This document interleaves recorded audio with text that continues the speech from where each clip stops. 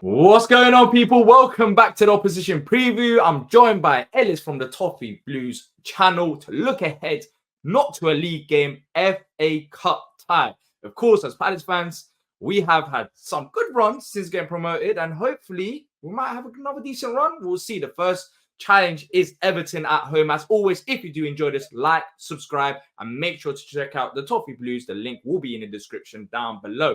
Ellis, look, it's been a bit wild. I think the last time we spoke for the home game in the Premier League where you lot beat us 3-2, you didn't actually have your 10 points deduction. So quite a lot has changed for Everton since then. You had the 10 points deduction, then you went on a very good run. Recently, you haven't been picking up results.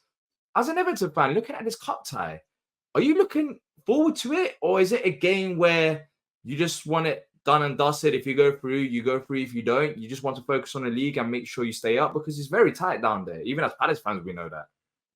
Well, we know that we shouldn't really be in the position that we're in. Of course, the 10 points has plunged us down into a position where we're now only 1 point ahead of Luton and they have a game in hand. So, of course, we're looking at that worried, thinking we need to get out of this soon. We just need to kind of clear that and be in a position where we can just look up again. And that was happening a few weeks ago. We had some fantastic results.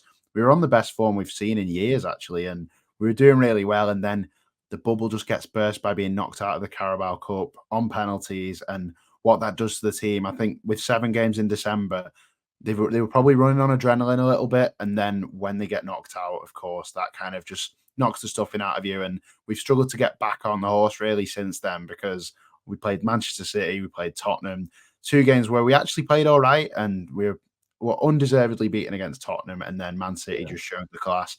But the Wolves game at the weekend, that was a real sign of fatigue. So going into this FA Cup game, I still think we should absolutely go for it, because at the end of the day, Everton Football Club shouldn't be writing off cups. So I think I'd love us to go for it. We haven't won a trophy in what will be 29 years this year if we don't win this. So we absolutely have to go for it. And as well, we've got 10 days after this without a game. So I'll be thinking strong squad, but just be assessing who's actually fit and who's not tired, because I imagine there's some weary legs in the camp at the minute. Do you think Sean Dyche will go for it? You want it as a fan, of course. I think every fan would want their club to go for the FA Cup due to the historic reasons, as well as just have a decent cup run. Everyone wants that. Apart from maybe the league clubs, they got other competitions to focus on. But Dyche, with where you are in the league right now, would he want to rotate and maybe rest some of these players? As you said, you had like 7 games in December. Yeah, well, I suppose if it came in the middle of December, then he might have to think twice about it. But when you've got that gap between the next game, I don't think we play until the 14th after this. So there is such a long time in between. And for me, I'd be thinking he will still go for it. If you see changes, which I expect you will see, it will be more because of the tiredness that's in the team right now. I expect to see a few changes purely because we got beat emphatically at the weekend and there were real signs of fatigue. So I think he'll make changes, but I'm sure he'll want to get into the next round, because we saw staying in the cup, it just does so much for confidence within the team. And I think you start having players fighting for their place, desperate to try and make those big games. You know, say you get to a quarterfinal, players will up the level to try and get into that quarterfinal team. And I think just being in a cup is great for morale. You said it before in the reverse video, and it is so important just to have something else to look forward to alongside the league, isn't it? Yeah, it is. But unfortunately, in the league, opposite side of things for both clubs. Palace, we managed to get a win, which is rare nowadays, and Everton. I don't know how to describe it, but it was kind of a brutal loss against Wolves. Unlike Everton, even in your most recent games, as you said, against Tottenham, you should have got something out of that game. And Tottenham, they're playing really well despite the injuries. But then again, Wolves, they're not a bad side either. But Everton weren't just at it. What is it? I don't know in that game, to be honest. It really was a freak result, but I suppose you could point to the amount of games that we had in December, but the performance wasn't there at all. And we know Wolves have been doing well. Of course, they beat Chelsea and then they won again against Brentford in the midweek. So they were already on a roll. And I think we just never quite got up to it on the day. And normally the minimum you expect from a Sean Dyche team is that work rate, that organisation, and just to be competing in every game. And that's probably the first game we haven't competed in since Aston Villa away, which was the 3rd game of the season when we got beat 4-0. So I'm pretty pleased that that is the only time we haven't competed in a while. But I think it's more a case of the tiredness catching up on them and not quite having that confidence that was flowing through us during the good run. Yeah, a lot of injuries have happened this season for numerous clubs. I mean, Palace were one of them, and we struggled for a long time with missing Elise and Eze as well. But for Everton, what's your current injury status? Is it a case of you got players available, or do you have key players missing? Yeah, there are a few key players missing. Probably the most notable one is Abdoulaye Doucouré. Of course, you've got a Doucouré on your team as well, who's Yeah, also exactly. injured. So there's Doucouré's no out. Doucouré the Thursday, Yeah. but Doucouré for us is massive. He is huge for us. Like he is the guy he sets the press. He's so effective. He's always in the right place at the right time, and I think he just breeds that effort from the rest of the team because they see him running and they're like, "Well, I'm going to do it too." And missing him has been a big factor in why the form has dropped off. So he'll be a huge miss. Idrissa Gana Gueye will be out as well, and it just weakens the depth in the midfield. So beyond the first 11, we will not have much, if any, depth in the midfield. So that's probably the biggest worry for me. You've still got Ashley Young out injured, maybe Seamus Coleman. I think he might be fit for this one, but that's one to watch as well. Who will actually play at right back, whether it'll be Nathan Patterson, Seamus Coleman, or unlikely Ashley Young, because I don't think he'll be fit. But there are a few injuries at the minute, and thankfully the injury that hasn't happened yet is Dominic Calvert-Lewin. He's been staying fit lately, but unfortunately hasn't been scoring. But midfield's the one for me. That's if it gets to the later stage in the game and our players in the midfield are tired, we're not going to have options to bring on.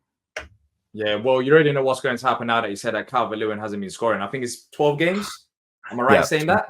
Yeah, that's I'm not even going to say. I think everyone watching this will already know what's going to happen on Thursday night. So at least when it comes to score predictions, they'll be 100% guaranteed one goal. What about players on form? I know you've had a few injuries and maybe midfield areas weak.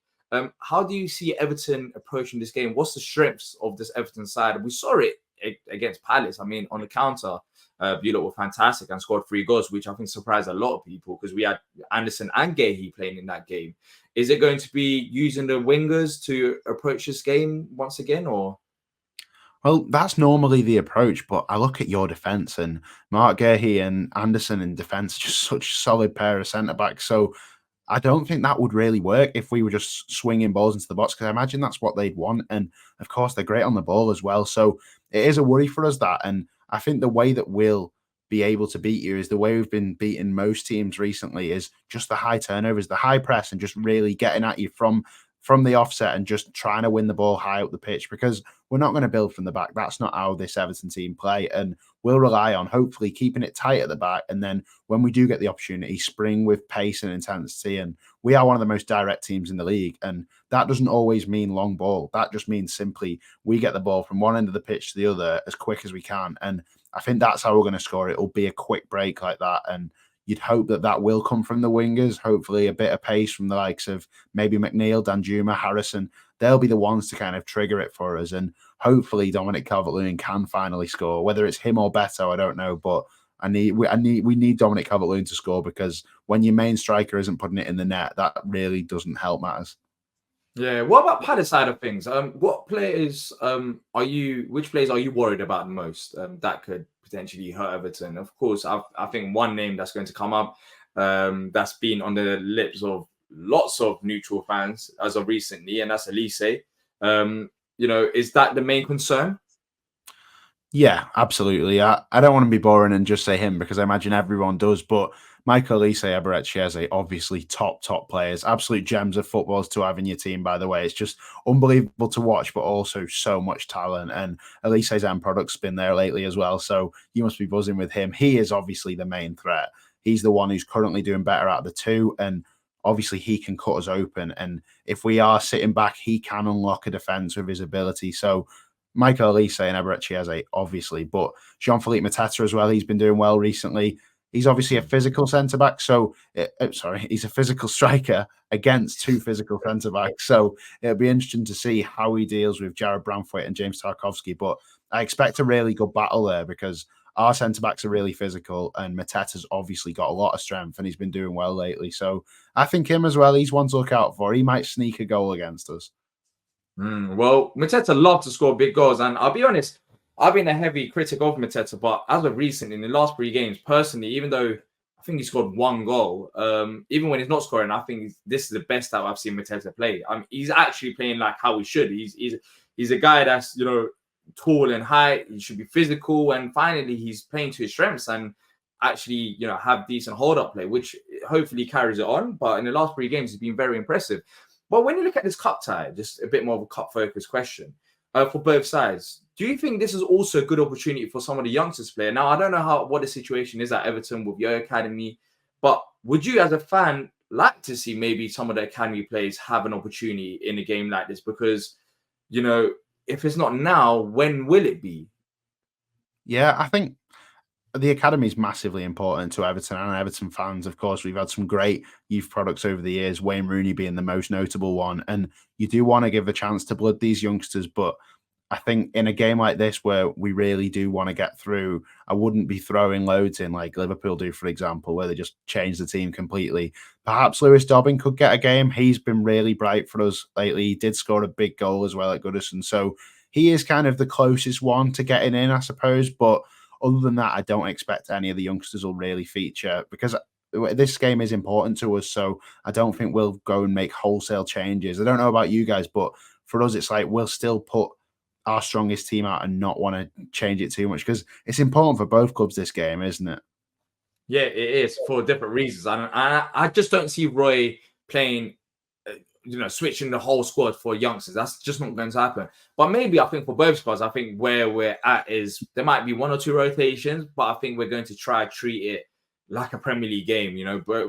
Both teams would want to get a result because end of the day, you don't want to replay. Like, that's not really going to help your situation. It's already Thursday night for you lot traveling down, and then afterwards another game whilst the Premier League is going on as well.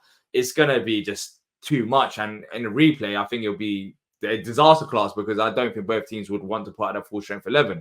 So I think there might be 1 or 2 changes, but I think for both sides, I genuinely do think that we'll go with our stronger teams. But let's talk about score predictions now, because last time we spoke about score predictions, I'm pretty sure we both agreed that it wouldn't be a high scoring game. And what happened? 3-2 Everton. You did manage to get a result at Selhurst Park earlier on in the season. But then again, I'm just thinking right now, did we have Ellis then? Or we might have had... No, I think he might have come on, but he definitely didn't start. It was all about Eze that game. He won the penalty, didn't he? Yeah. Elise wasn't there. But look, Elise is now back. He's scoring goals, getting assists as well. Maybe that could factor in. But how do you see this one going? Another low-scoring game, or this time you're going to change it about?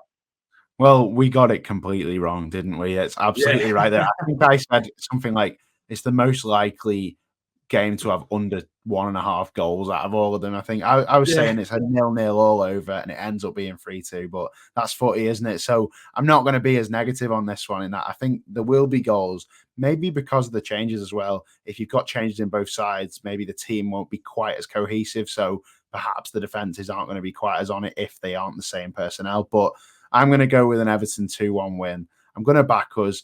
It will be against the trend of the form, but we really need to book that trend soon because 10 days later, you don't want to be mulling over a defeat for 10 days. And for you, it's even worse. You don't want to be mulling over a defeat for 16 days. So both teams need to win it, don't they? Yeah, I think we have to take it more seriously. Not just because it's an FA Cup tie, but we've been dreadful in terms of our league form, especially in results. So we got this win against Bournemouth. Now we have to build a bit of momentum. And if we manage to beat you lot on Thursday night, then that's 2 wins in a row. And then you got a nice little break as well. You look forward to the Arsenal game. But if you have a loss, then it's like, oh, we beat Bournemouth. But here we are once again. And we got 2 more weeks of just panicking, saying we need transfers, we need this and that. And it can just be a mess. So I think this game is significant for different reasons. But I'm going to have to back our boys and I have to say 2-1 Palace.